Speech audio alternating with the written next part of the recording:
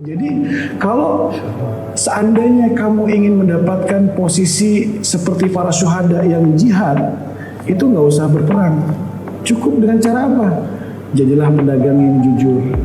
Muncul fenomena bisnis orang yang jualan lifestyle untuk buat bisnisnya itu kelihatan keren gitu loh. Padahal di balik prosesnya itu dia tuh suka gali lubang tutup lubang, Ustaz. Contohnya nih ada kasus travel umroh yang gagal berangkatin jemaahnya, tapi karena berlindung di balik nama besar si founder dan endorse influencer, jadi kayak kelihatannya ya sah-sah aja gitu. Rasulullah pernah mengatakan juga dalam hadis bahwa at-tajirul amin itu seorang yang jujur dalam berdagang, lalu kemudian as-sadiqul muslim, dan juga seorang muslim yang berkata jujur, dia akan bersama daripada syuhada.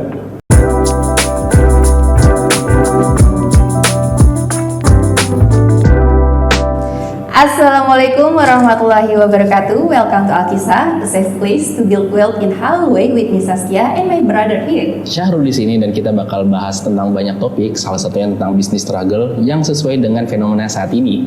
Betul banget, dan tentunya kita akan bahas itu semua dari sudut pandang Islam yang tentunya akan bawa peace of mind dan berkah.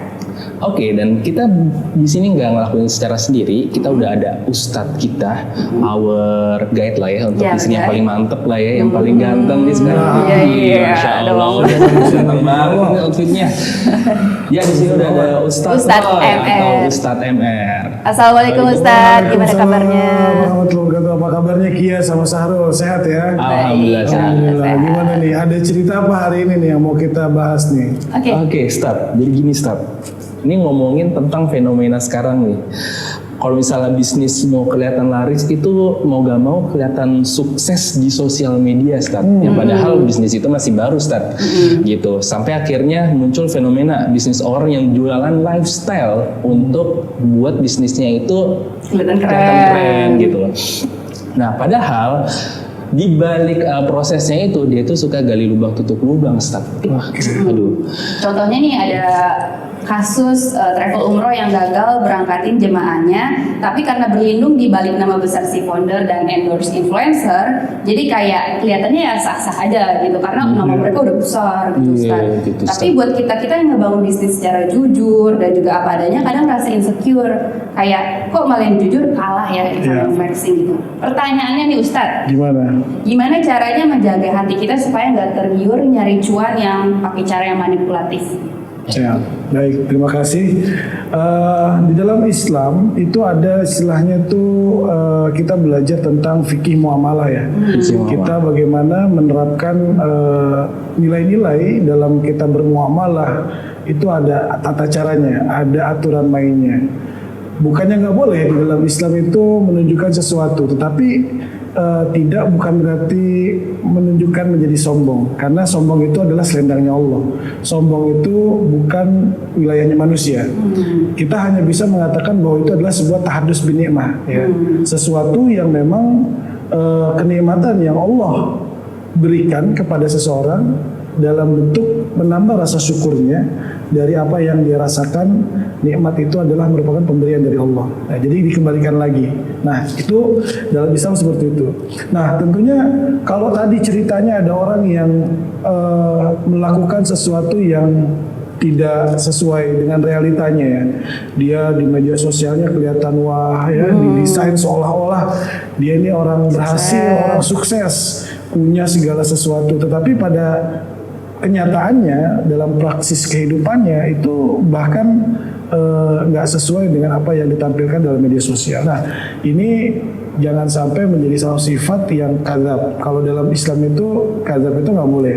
Apa itu kadzab? Yaitu berbohong. Ya, membohongi seseorang atau mengelabui seseorang dalam dunia mayanya seperti itu, tapi dalam dunia nyatanya kayak gitu. Nah, kita jangan sampai melakukan sesuatu atas dasar kebohongan. Allah nggak suka, ya. Apalagi kita sebagai pengusaha harus betul-betul melakukan apa adanya. Kalau seandainya kita diberikan nikmat, ya jangan membuat kita lupa dan lalai sama Allah. Harta kekayaan yang ada pada kita hari ini adalah merupakan titipan, ya kan, bukan berarti untuk dipertontonkan. Nah itu yang harus menjadi highlightnya, bahwa sesuatu yang memang Allah titipkan kepada kita itu jangan membuat kita itu malah makin jauh sama Allah, tapi membuat kita senantiasa semakin bersyukur. Makanya kalau dapat rezeki, dapat nikmat, ceritakan dalam rangka apa? Ini loh, hadza min fadli rabbi, ini dari Tuhan yang Allah anugerahkan dalam kehidupan saya, yang kita harus bersyukur terhadap apa yang diberikan oleh Tuhan tersebut. Nah, kalau dengan kasus tadi bahwa ada orang yang dia berbisnis, terus kemudian ada unsur tipu-tipunya, ini hati-hati. Kenapa? Karena ya wa makaru wa makarallah wallahu khairul makirin. Orang banyak berbuat makar, melakukan sesuatu ya tipu daya dan lain sebagainya. Ingat, Allah adalah sebaik-baik yang punya strategi dalam makar tersebut, ya. Jangan sampai bisnis kita ada kebohongan ataupun kecurangan, seperti itu mungkin. Oke. Jadi ya walaupun tadi kan mention juga kan, walaupun kita business owner yang masih baru. Yang lihat orang udah sukses itu, ya kita jangan insecure lah ya. Karena jangan sampai harta yang kita dapatkan itu malah makin jauh, harta yang kita dapatkan itu malah makin jauh kepada Allah, tapi harta yang kita dapatkan justru malah makin dekat dengan Allah. Jadi nggak perlu ini ya, nggak perlu insecure atau kecil hati. Justru kita nikmatin aja prosesnya ya. Nah, ini ngomongin tadi gali lubang tutup lubang, skema Ponzi. Nah, sebenarnya sih dalam Islam skema Ponzi itu halal atau enggak sih, Ustaz? Gali lubang tutup lubang. Tapi yang jadi uniknya di sini kan tadi kan mention juga tentang travel yang lagi rame sekarang ini. Ini kan travel lagi ngomongin ke Mekah nih, ibadah suci ibadah, tapi dia pakai skema Ponzi. Itu jadi gimana sih? Gimana itu, Ustaz? Ya sebenarnya kalau dilihat bahwa mungkin dari si klien atau calon jamaahnya juga dia nggak tahu ya bahwa dipolarisasi seperti itu oleh si pengusaha tadi. Kalau memang jelas-jelas pasti orang akan mundur ya, tapi dengan cara sistem yang mungkin membuat istilahnya yang sebelumnya udah daftar lebih awal ya kan, kemudian uang yang dipakai itu adalah uang yang baru daftar ya kan. Jadi ini seperti gali lubang tutup lubang tadi, ya tentunya nggak boleh gitu kan. Jadi dalam kita berjualan itu harus jelas ya, harus detail ya. Jadi dulu pada zaman dahulu itu bahkan ketika orang dagang dia jualan bahan ya, itu betul-betul kasih tahu nih jenis bahannya, terus kemudian ada sambungan di bahan tersebut, itu sampai sedetail itu. Artinya apa? Kalau dia menjual produk harus detail bahwa hotel yang digunakan ini loh kontrak hotelnya ada, kalau tiket yang digunakan ini tiketnya ada, visa dalam rangka proses dalam pembuatan visa. Jadi kalau kita tadi contohnya adalah tentang travel, berarti si travel ini harus betul-betul menunjukkan bukti otentik bahwa semua yang memang sudah diberikan kepada travel sebagai penyelenggara itu sudah disalurkan dan distribusikan dengan baik. Nah makanya jangan sampai ada sesuatu yang tidak terbuka, ya kan? Jangan sampai ada yang ditutup-tutupi.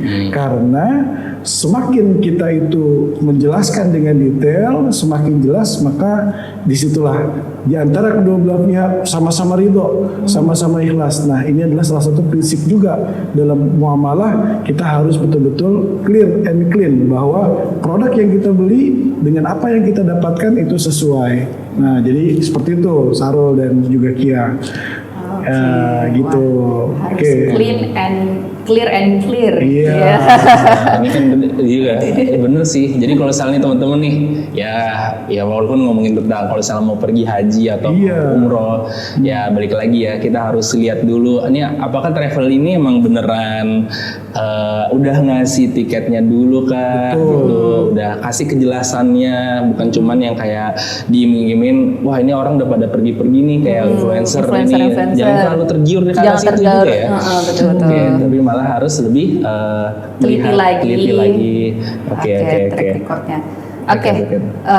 Kan kita balik lagi ke bisnisnya ya Ustaz ya. Kan bisnis. Pasti kita influencer itu kan pasti niatnya kan bagus ya Ustadz ya, Baik. untuk membangun trust, kepercayaan ke publik. Nah, sebagai business owner nih, gimana caranya bangun trust atau kepercayaan konsumen secara jujur tanpa harus berpura-pura? Kan takutnya nih kalau kita secara jujur orang ngiranya kayak ih ngambil cuannya gede ya gitu. Nah, itu gimana?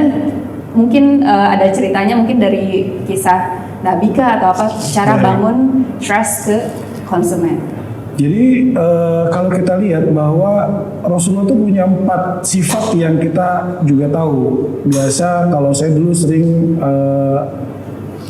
saya coba spying itu dengan kata-kata staff. S-nya itu adalah sidik, T-nya adalah tablik, ya kan? Kemudian A-nya itu adalah amanah, F-nya itu adalah fatonah. Ya, ini karakter daripada Nabi Muhammad SAW yang tentunya kita harus ingat bagaimana Rasulullah ini adalah sebagai seorang pedagang juga, ya kan? Makanya disukai oleh Siti Khadijah pada saat itu ya karena kejujurannya. Nah, bahkan Rasulullah pernah mengatakan juga dalam hadis bahwa at-tajirul amin itu seorang yang jujur ya dalam berdagang ya. Lalu kemudian as-sadiqul muslim, dan juga seorang muslim yang berkata jujur. Ya. Itu apa? Dia akan bersama daripada syuhada, ma'as syuhada. Ya, itu hadis Nabi Muhammad SAW mengatakan bahwa seperti itu. Jadi kalau seandainya kamu ingin mendapatkan posisi seperti para syuhada yang jihad, itu nggak usah berperang. Cukup dengan cara apa? Jadilah pedagang yang jujur. Jadilah orang yang berkata-kata ya benar, bahwa tidak ada kebohongan. Itu dikatakan sebagai ma'as syuhada. Itu akan bersama mereka para syuhada. Subhanallah, kama qala Rasulullah SAW. Kalau seandainya teman-teman sekalian, sahabat Al-Kisah, mengamalkan satu hadis Nabi Muhammad SAW, bagaimana kita menjadi seorang pedagang yang betul-betul amanah, pedagang yang betul-betul menjalankan apa yang betul-betul diamanahkan kepada dirinya dengan baik. Lalu kemudian berkata sebagai seorang muslim, berkata yang jujur, maka kita akan sama-sama para syuhada nanti di hadapan Allah Subhanahu wa taala. Begitu. Keren banget Ustaz. Alhamdulillah. Amin. Oh, ini kalau misalnya ya ini buat para yang pebisnis muda gitu kan, yang baru atau yang sekarang masih tetap bisnis. Ini kalaupun kalian jujur ya, kalau jujur, insya Allah bersama para syuhada yang dulu berperang. Wah. Jadi wakil ya. Jadi nggak perlu repot-repot perang ya. Perang ya. Ya walaupun ada perbedaan ini tetap ya, tapi ya berdasarkan hadis itu ya. Betul. Masya Allah gitu. Oke. Mau nanya, tapi ada juga sih Ustaz, nih lagi ngomongin tentang flexing nih. Ada nggak sih kisah zaman dahulu? Mungkin atau perumpamaan cerita lah yang tentang si flexing gini malah jadi mudorot mungkin, atau ada hikmah gitu, mungkin cerita dari Ustadz tentang si flexing ini, entah dari cerita yang pernah Ustadz dengar atau mungkin cerita di zaman dahulu mungkin. Ya, jadi kalau seseorang itu dia memiliki sifat yang bisa dibilang ingin menonjol, kemudian ingin dilihat oleh orang lain lebih, ini adalah sifat riya ya. Jadi sesuatu yang pengen dia itu adalah lebih daripada yang lain. Tentunya hal-hal seperti ini yang juga dibatasi oleh Islam, tidak diperbolehkan. Kenapa? Karena riya itu adalah bagian tadi yang kalau tadi kita bilang sombong itu adalah senangnya Allah. Riya ini juga adalah sifat yang dimiliki seseorang, terkadang dia ingin menunjukkan sesuatu kepada orang lain terhadap dirinya. Ya tentunya kita jangan sampai bahwa kalau dalam konteks ayat Al-Quran ya, di dalam surat Al-Hadid ya, yang Allah katakan bahwa kehidupan dunia itu sesuatu yang sifatnya itu permainan ya, kemudian juga banyak kelengahan dan juga perhiasan dan membuat orang itu bermegah-megahan. Nah, jangan sampai kita itu digambarkan seperti dalam Al-Quran tadi ya, kita melakukan sesuatu yang udah pernah dilakukan oleh orang-orang terdahulu gitu. Orang-orang terdahulu itu mungkin nggak seperti orang sekarang. Kalau orang sekarang kan punya harta, ya, punya mobil, punya handphone yang gadget ataupun yang canggih. Kalau orang dulu mungkin digambarkan dalam ayat itu adalah misalnya ada mereka punya anak-anak yang banyak, menunjukkan apa? Bahwa dia ini orang yang subur, dia orang yang betul-betul bisa produktif sehingga anak keturunannya banyak. Itu menjadi sebuah kebanggaan. Nah, kalau dikonversi dengan hari ini mungkin itu berbeda dengan konteksnya dengan sekarang ya. Tentunya ini juga niatnya mungkin sama, pengen dilihat lebih dibanding orang lain. Nah, itu dihilangin hal-hal seperti itu dihilangin. Kenapa?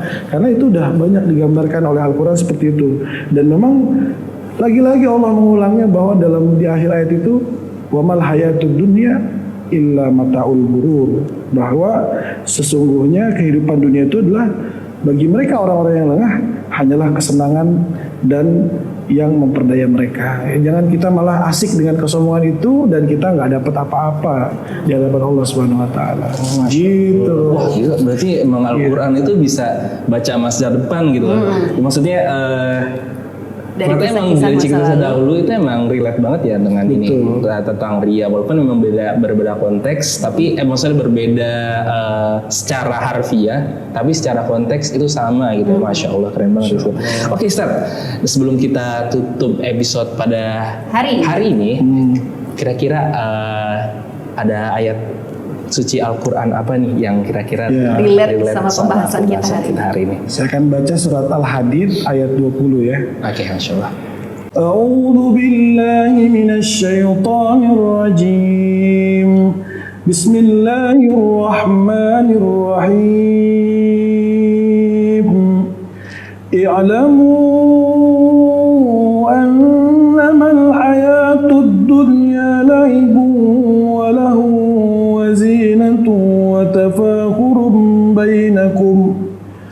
وتفاخر بينكم وتكاثر في الأموال والأولاد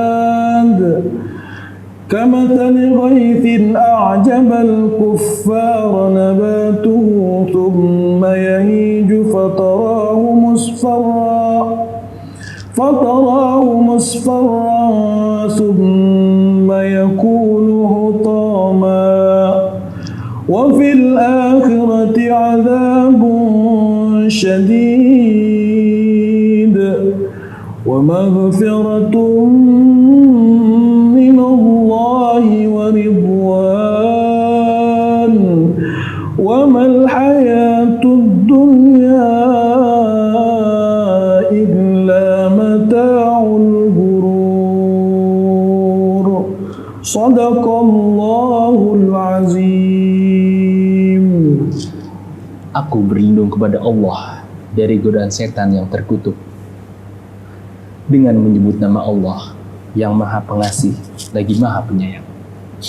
Ketahuilah bahwa kehidupan dunia itu hanyalah permainan, kelengahan, perhiasan, dan saling bermegah-megahan di antara kamu, serta berlomba-lombalah dalam banyaknya harta dan anak keturunan. Perumpamaannya adalah seperti hujan yang tanamannya mengagumkan para petani, lalu mengering dan kamu lihat menguning, kemudian hancur. Di akhirat ada azab yang keras serta ampunan dari Allah dan keridhoannya. Kehidupan dunia bagi orang-orang yang lengah hanyalah kesenangan yang memperdaya. Maha benar Allah atas segala firman-Nya. Oke, cukup sekian episode Al-Kisah pada hari ini. Terima kasih Ustadz atas jamuannya hari ini. Sama-sama. Terima kasih, Oke. Ustadz. Semoga apa yang disampaikan dapat membawa berkah untuk kita semua dan dapat diambil sisi pelajarannya. Oke, Oke. cukup sekian. Assalamualaikum Wassalamualaikum warahmatullahi wabarakatuh.